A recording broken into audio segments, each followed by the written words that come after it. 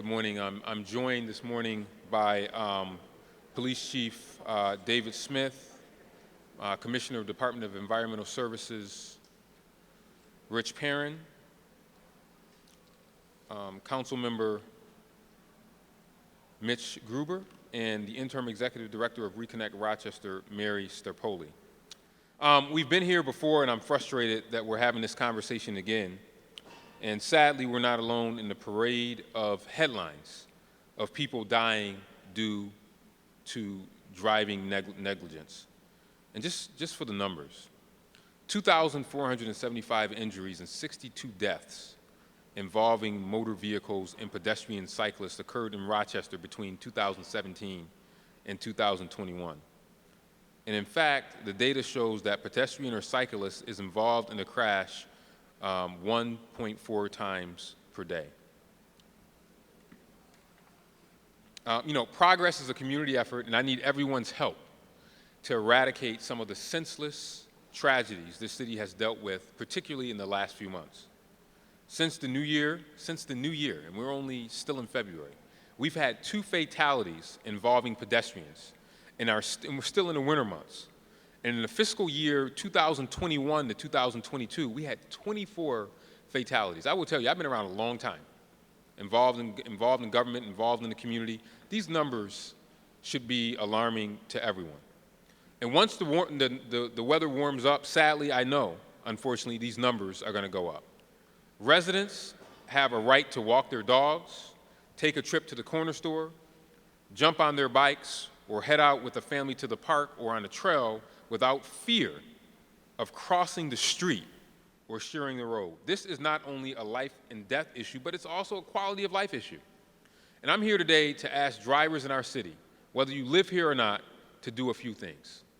Number 1, slow down. We know that driving at reduced speeds improves your ability to react, and when the speed climbs, so do deaths. Number 2, obey the rules of the road. By law, you must share the road with cyclists and pedestrians. And remember, pedestrians have the right of way. And finally, when driving, get off your phone, period. I saw someone the other day on the phone, texting as they were driving, and you can tell. Pedestrians have the right of way, in or out of the crosswalk. And we've had fatalities involving pedestrians who've been following the rules. But given where we are, I'll remind everyone, crossing the street to use the crosswalks, please use those crosswalks. Pay attention to crosswalks cues, street lights, and look both ways before you cross. Joggers and runners, wear reflective clothing. Take those earbuds and headphones off and pay close attention. And although we've had a mild winter, property owners, whether you own a business, a home, or a rental property, you must clear your sidewalks or snow of any debris for those wheelchairs, scooters, and folks just trying to walk down city streets. Now, we're not alone. I was just at a conference last month, and the Secretary of Transportation talked about the uptick in pedestrian fatalities and hit and runs. The Governor's Highway Safety Association reported over 7,000 pedestrian deaths nationally in 2021. Let that number sink in. 7,000, the highest number in 40 years, and a profound single-year jump.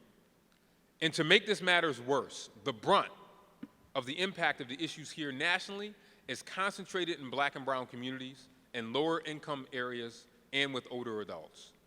1 out of every 4 city residents we know don't own a car and rely on buses for walking and cycling. They put themselves at risk simply by walking to work or going to the store to run everyday errands. At the city and with our partners, we address this issue from every single angle in multiple departments. We have open hit and run cases, and we need the public's help with them. I'm going to have the chief share with us a recent case today. If you have information on the case that the chief is going to share or any other cases, please call 311 or Crime Stoppers or 911 about the crash that might have occurred. There's a lot of names Edgar Santa Cruz that just wasn't, what was literally a month and a half ago, 2 months ago. Yeon Nuong, which was just this week. Jarrett Jones, young man from School of the Arts. We are still looking for his killer. And the names, we can go on and on, of individuals who have not received justice for being hit by reckless drivers. These aren't accidents. These are reckless drivers that are not following the rules of the road. So I want the chief to talk about some of the open cases, and I'll come back to the podium. Chief. Thank you, Mayor. So, the mayor already mentioned a case from last year that we did a media release on yesterday, still attempting to identify the suspect, and that was from a fatal hit and run that happened on Hudson Avenue on May 2nd of 2021. These cases don't go away. We continue to work them, and we will continue to work them until we can hold people accountable. And enforcement is important, but education is really the key. You know, you've heard me say with many of the crime problems that the city faces, some situations we're not going to arrest our way out of. Well, we're not going to enforce our way out of this situation either. Public safety is a partnership. It depends on a partnership with the public. And that means the motoring public needs to be aware, be cautious, slow down, as the mayor said, be aware of your surroundings on both sides. We see drivers on cell phones, we see pedestrians on cell phones. And many of you know I'm a longtime bicycle officer, so I'd be remiss if I didn't expand this to say pedestrian and bicyclist safety. You know, I gotta say, for the number of years that I rode the police bike, many of my close calls were, you know, near miss accidents that I almost had while out. And think about that, you know, in full uniform on a police bike with a partner and still invisible to motorists oftentimes. So I do have some statistics.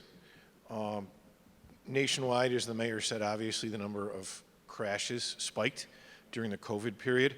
We are seeing a slight decrease in the number of overall crashes. However, the seriousness of these crashes and the injuries are going up. So, for example, fiscal year 19 to 20 in the city of Rochester, we had 9,368 crashes with 12 fatalities, 270 serious injuries. It's 270 people hospitalized. In fiscal year 2021, we had 8,501 crashes with 24 fatalities. And then just last fiscal year, we had 7,826 crashes with 24 fatalities in the city of Rochester. And as the mayor said, we've already had 2 this year. Now, I do have a traffic unit. I'll be honest with you, that traffic unit is 6 officers and a sergeant. And they spend most of their time, especially last year, detailed addressing the ATV problem that we all know we have. So time and resources are limited. I have to thank our partners. The New York State Police do come in and they do traffic enforcement in the city. Currently, right now, they're doing some enforcement on Lake Avenue for me. So it is a joint venture between us, the New York State Police, the Monroe County Sheriff's Office comes in and helps. But again, enforcement alone is not going to solve this problem. I can't state enough, you know, if you haven't already, if you're a driver, take a driver safety class. You get a reduction on your insurance as well. Put the cell phone down. If you're out walking, be aware of your surroundings. You know, although you have the right of way when you step into a crosswalk, the driver coming down the road may not see it that way. So, you know, if you don't see them slowing down or you can't make eye contact with them, don't step into the crosswalk. Make sure it's safe to do so. I'm going to put another number out there.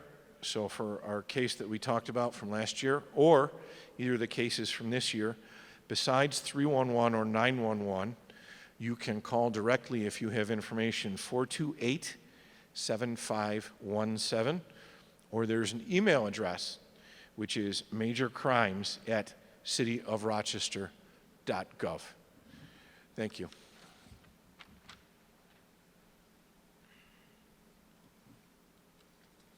Thank you, Chief.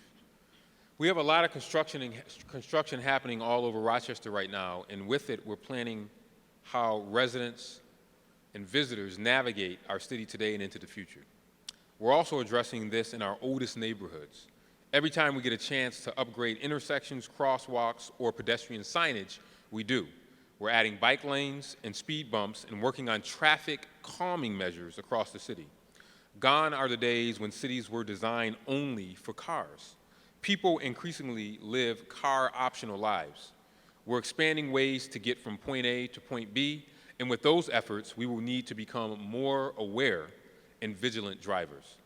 Next, Commissioner Perrin will update you on the city's active transportation plan and DES efforts. So, Commissioner Perrin, if you can give us an update on our active transportation plan. Thank you, Mayor. Good morning. I think it's important to note that what we heard from both the mayor and the chief is that this really is an issue about our most vulnerable users, those pedestrians and cyclists. I think it's always important to remember that every trip for every person begins and ends as a pedestrian trip. Whether you're walking to the bus, you're parking your bike and walking into a store, or if you're going to work and you take the bus, you're gonna have to walk there. So it's really important that this is something that affects all of us. The mayor put out, the concept of this is happening primarily in our communities of color. It's happening low income. It's happening to seniors, individuals that are 50 plus. And that's really important to note, because this is not just a safety but also an equity issue. This is about transportation justice. And this is really the opportune time for us to start taking a more systemic approach to how we address these issues. So we have a comprehensive plan, Rochester 2034, that was completed in 2019. It states, as part of the overall policy and goals for the city, that we will become more walkable, bikeable, and a more multimodal transportation system and set of users within the city. With that, we also did a comprehensive access and mobility plan that was completed the year before and had a walkable city component, an actual walkable city report. But as the mayor alluded to, we're at a point now where we have an active transportation plan. An existing conditions report is available online. The recommendations are being finalized. Those will be going out for public review shortly, next few to several weeks, and we expect to wrap all of that up this summer. And what that plan does is it really allows us to target specifically the improvements that we want to make. As the mayor noted, every time we do a street project, it's not a car project. It's for all users. And our approach is to take a safe systems approach. And what a safe systems approach does is it recognizes that humans are fallible. They will make mistakes. So we have to accommodate those mistakes. But with that said, we also have to keep the impacts to the body at tolerable levels so that we can reduce the severity of crashes to pedestrians and bicyclists. And what it really entails is 5 components. We need safe users, safe vehicles, safe streets, and safe speeds. Speed is usually the primary determinant of how severe an injury or what will result in a fatality. So it's really critical as we do that. And then the 5th one is post-crash care, making sure that as these things occur, we're there to be able to address the issues. The chief mentioned education, enforcement. Those are 2 of our 4 E's. We have a toolbox of 4 E's. The other ones being engineering and encouragement. So we start, but we can't, just like we can't enforce our way out of it, we can't design our way out of it. These are people that are going to be using the system, they're going to be driving vehicles, they're going to be walking and biking, and as the chief noted, everybody needs to take special care to make sure that you're seen and that you're not only being seen, but you see what's going on around you. And the biggest thing that we're going to have to do, and I think we do a great job of this already, is partnerships. So we have partnerships that we're going to work inside City Hall. It's not just going to be environmental services. It'll be neighborhood and business development, recreation and human services that we partner with. But we're also going to partner with the community. And so that includes Reconnect Rochester, Common Ground Health, the school district, and RTS. And so if we take this collective approach, this systemic approach, using safe systems in our 4 E's, we can make measurable change and we can see positive benefits as a result of the work that we've done up until this time. But again, I will reiterate that as much as we can do within City Hall, it's really going to be about folks out in the community doing things that allow them to get to where they want to be, when they want to be there, without undue risk to property or life. So this is what we're striving for. We're ultimately saying, this is a critical issue. Again, it's transportation justice, and it's part of having a safe, prosperous, and equitable city. So with that, I'll turn it back over to the mayor. Thank you. Thank you. And again, I'll just say, and I'm going to keep reiterating this, please, media, talk to the families that have lost loved ones as a result of someone being hit by a car, and particularly when it's a hit and run, it makes it even worse because there's no justice for that family. So there are a lot of folks out there that are willing, that I know will be willing to share their story and the impact that it's had on their family. I've applied to be in the next cohort for the Mayor's Institute on Pedestrian Safety. It's a partnership with AARP's Livable Communities and the Smart Growth America. And if accepted, I'll learn from experts in the field and my peers across the U.S. about the best strategies to keep our streets safer and our citizens out of harm's way. But as I've said before, you know, it's not me. It's not me. The mayor can't do this alone. It's we. And we rely on our partnerships. City, county, regional organizations, and citizens partner with us and provide input to ensure that our plans and work we do addresses the issue holistically. We regularly meet with Reconnect Rochester, an organization that's mission is all about equity in transportation.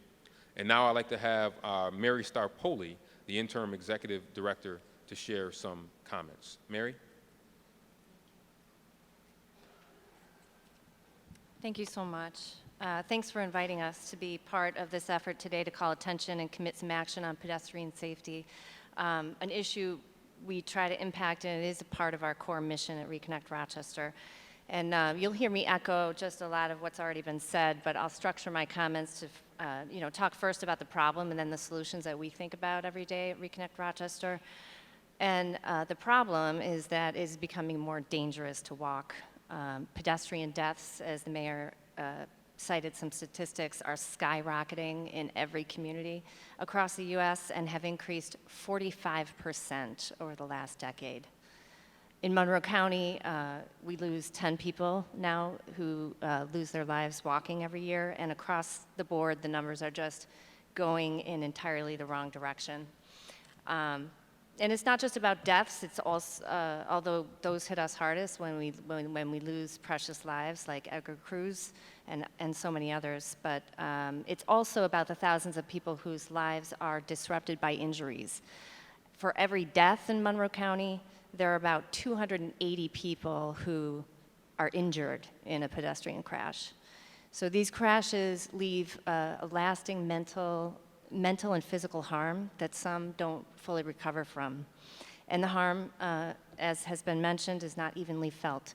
So while the high poverty census tracts within the city hold about 10% of Monroe County's population, 36% of pedestrian crashes occur in those areas. We've lost 3 people already this year in Monroe County who were hit and killed, 2 of them in the city on Clifford Avenue and Norton Street, both within those high poverty census tracts. And there is just no doubt that people are driving faster and more recklessly on our city streets, and it's eroding safety and quality of life for everyone. For one of our projects, we put out a speed radar on Parcells Avenue. Now, this is a street, it's not Lake Avenue, it's a street lined with residential homes, with kids playing, lots of people out, walking to the bus stop, crossing the street. Cars were traveling down Parcells at an average speed of 39 miles per hour, and the top speed clocked was 69 miles per hour. So with those conditions, it's really just a matter of time before tragedy occurs. And it did in 2016 when a 2-year-old was hit and killed chasing after a ball on Parcells Avenue. So what are the solutions to change this trajectory and reduce the harm? We believe the first and most important thing is to design our streets with the most vulnerable road users in mind and to make investments in pedestrian infrastructure that will protect people. So I'm talking about things like more crosswalks so people don't decide to cross mid-block, more signs and signals around schools especially, road diets and narrower lanes that discourage speeding, curb bump outs so cars can't speed around corners. And this is where the active transportation plan comes in. That will instruct the city's investments in complete streets design and infrastructure, especially we hope in the neighborhoods that have higher crash rates, more transit-dependent folks who will be walking to the bus stops, in neighborhoods that might have seen less investment in these types of amenities in the past. Reconnect Rochester's Complete Streets Makeover projects have been demonstrating the effect of Complete Streets design, one intersection at a time. We need to thank the City of Rochester for being an incredible partner on these projects.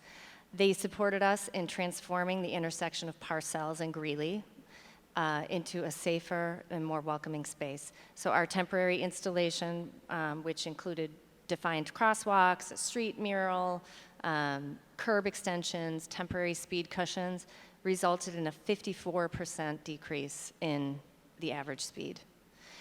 The city followed up by installing 2 permanent raised crosswalks at 2 locations on that stretch, interrupting that speedway. And as a result, it's no longer possible. It's literally not possible to travel 69 miles per hour down Parcells Avenue. You just can't do it. So we are showing that this kind of focused traffic calming intervention can be incredibly effective. So besides street design, we need to educate people, as has also been mentioned, and we believe that education is best targeted to drivers and getting them to act more responsibly when they get behind the wheel of a 4,000-pound machine that can be lethal. Reconnect has been proud to be part of the Drive to Be Better coalition, along with the city and many other partners. It was organized by Healthy Kids at Common Ground Health. This is a public awareness campaign and messaging developed by Causewave community partners, highlights the 3 S's of safe driving: to slow down, to scan for people walking, and to give cyclists 3 feet of space. So we just encourage people to go to that website, drivetobebetter.org, where you can get educated, you can take a pledge, you can get a lawn sign. That helps us get the word out there.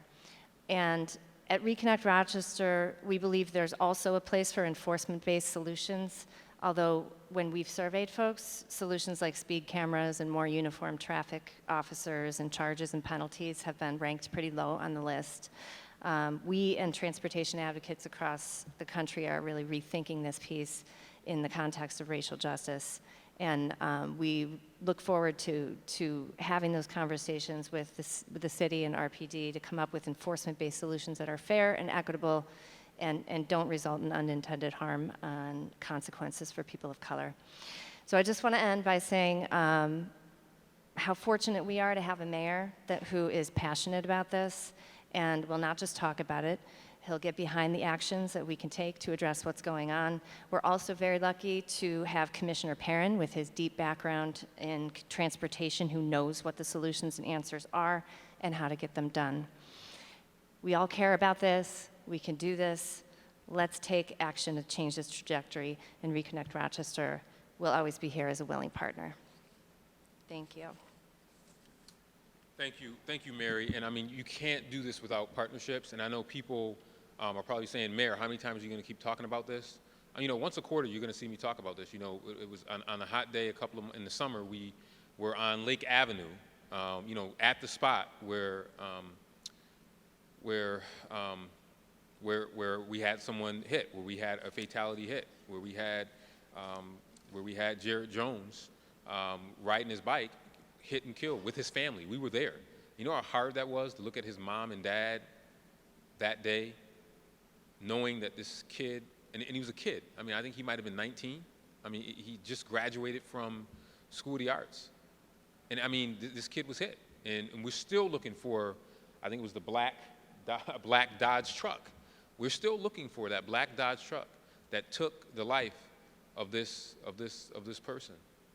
And Mitch Gruber's here. Me and Mitch, we talk about a lot of things, but this is a topic that we really have a strong partnership on, because he lost a person that was close to him and his organization, where he works at his day job, that was killed as a result of this. So he also feels this and knows that it doesn't have to be this way. It does not have to be this way for us to continue to lose so many people because of crashes. And with that, I want to have Councilmember Gruber give a few remarks, and then we'll take any questions that you might have. Mitch? Thank you, Mayor. Obviously, this is not a story about one person. You heard the numbers. There's far too many people who are both injured and killed at the expense of bad, reckless driving all the time, but I do want to highlight one particular story.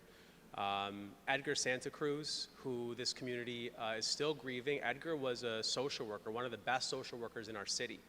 And just to draw out the line here a little bit, when someone like Edgar's life gets taken, who, by the way, was crossing on Park Avenue, was crossing a street, the light was red, he was following traffic laws, him and his dog were crossing the street, and someone came speeding through the red light, going well over the safe speeds, breaking every traffic law possible, and killed Edgar and his dog. When we lose someone like Edgar, think about the impact that Edgar had on this community. You're talking about hundreds of people. Edgar did social work on some of the hardest streets in our city. Edgar was on Lyle Avenue almost every day doing street outreach, helping people, connecting them to services. So when someone drives through a red light and takes the life of someone like Edgar, it's not just Edgar and his family, although let it be known that Edgar and his family and everyone, Mr. Jones and his family, every family is going to grieve. It's much more than those individuals. It's the whole community. And I do just want to pause and say that on April 22nd, the community will be holding a day of service in honor of Edgar. It's Earth Day. It's a day that was very special to him, and I know that the city communications will help put out some information about that as it gets created here. So that's the story of Edgar and how his life being taken impacted so many. I want to just share, I want to echo what everyone said, but I also want to bring a little bit of a close to this. You've heard from a whole bunch of people up here. I want to thank the mayor. I want to thank Commissioner Perrin, who talked about street design. I want to thank Chief Smith, who talked about enforcement. I want to thank Mary and the folks from Reconnect, who talked about education and programming. But there is another piece of this, which is that we have to think about policy and legislation. And I assure you that there's a lot of things that we are talking about on council, and without question, we have to think about policy and legislation to come forward for the city to change some of the realities that people have when driving right now. And you can be rest assured that that's something that we will do by year end, and there'll be a lot of community conversations to come. So with that, I want to pass it back to Mayor Evans and thank everyone again for being here. Thank you, Mitch. And I'll end by echoing Mitch's comments about the impact, the ripple effect. When I was a kid, we used to always take the pebble and you drop it in the pond and you see that ripple. These crashes have a ripple effect in our community. I remember my first week on the job, and I'll open it up to questions after this, there were two things that have stuck in my head. The first one was Julius Greer, the 14-year-old kid being murdered. And then the second one was, a couple of days later, a gentleman by the name of Benji Martinez. You may not remember that. Benji was coming from work. And Chief, you may remember that was on South Avenue where we had someone going, I think, almost 100 miles per hour over the speed limit and ran into the back of Benji's car. And I remember Benji Martinez because he lived above the barbershop where I got my hair cut. And I remember everyone in the neighborhood talking about this guy. Again, someone not obeying the traffic laws. So we are dealing with unnecessary tragedies in our community. Homicides is always one that we deal with. That's a tragedy. But this is one that goes right aside homicides because it's senseless. It doesn't have to happen. And they're disproportionately affecting some of our poorest, most vulnerable citizens and community. The last one that happened last week was on Clifford Avenue. It's on Clifford Avenue. Miss Yuen Nong, in her 50s, on Clifford Avenue. By the way, she was in the crosswalk. And that just happened. So we have a lot of work to do in this area, and you can rest assured that the conversations will continue. I will continue to draw attention to the importance of this topic, and stay tuned for more updates on things that we will be doing to continue to try to reverse this trend. And with that, I thank you all for coming out and really helping us highlight and get the importance of this out. And I'll take any questions that you might have.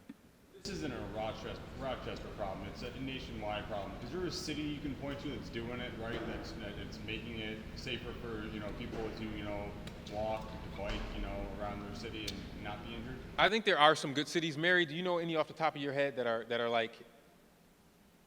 Well, other countries. Yeah, right, exactly. I was going to say other countries, but I don't know if you want to.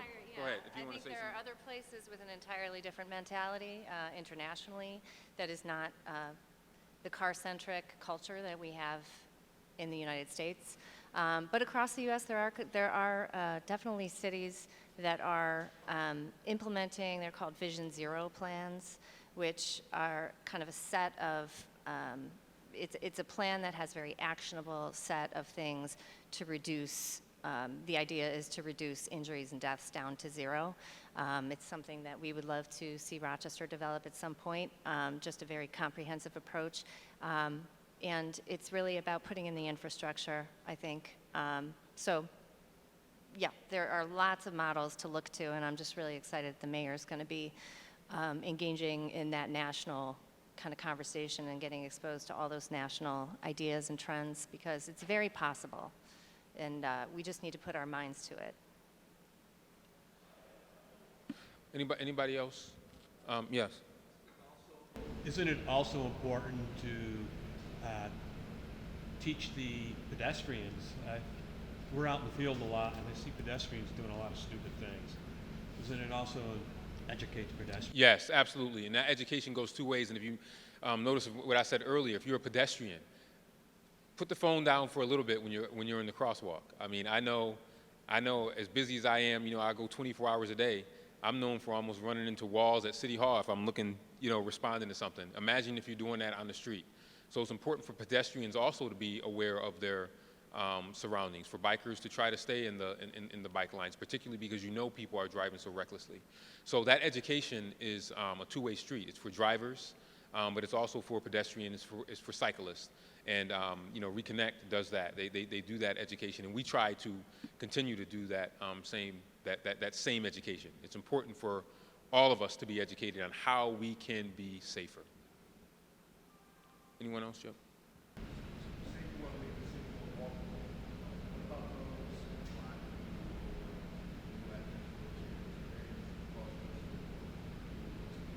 Absolutely, and that's key, and that's also part of the education as well, because for those that are in wheelchairs, and this is another topic that we haven't had a lot of snow, so I haven't had any of my soapboxes where I talk about making sure that we take care of those that are in wheelchairs.